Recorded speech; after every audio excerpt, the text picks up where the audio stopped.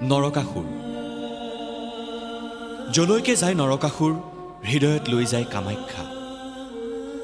প্ৰেমিক নৰকাসুৰ, তেওঁৰ চেতনাৰ সোঁকাষে কামাখ্যা, বাওঁ কাষে কামাখ্যা, প্ৰাৰ্থনাৰ নাৰী কামাখ্যা। সপোনতো সেই ৰক্তকেশী নাৰী নৃত্যৰতা।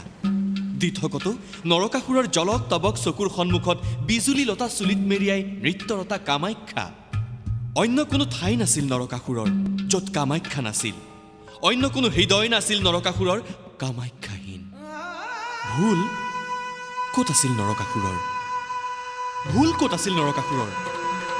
নৰকাসুৰে এদিন কাষতে বিচাৰিছিল কামাখ্যাক, প্ৰেমিকে বিচৰাৰ দৰে প্ৰেয়সী।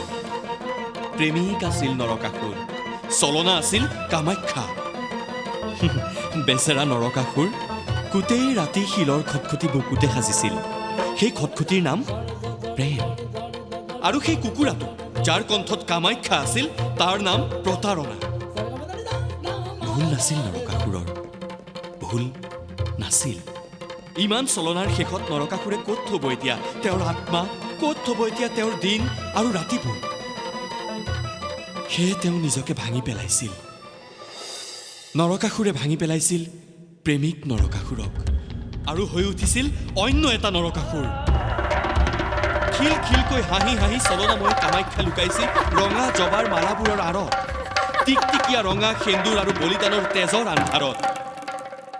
সেই কামাখ্যাক চাবলৈ মানুহ যেতিয়া নৰকাসুৰৰ বুকুৰ খটখটিয়েদি উঠি যায়, দিল মানুহ বিচলিত নহয় কামাখ্যা।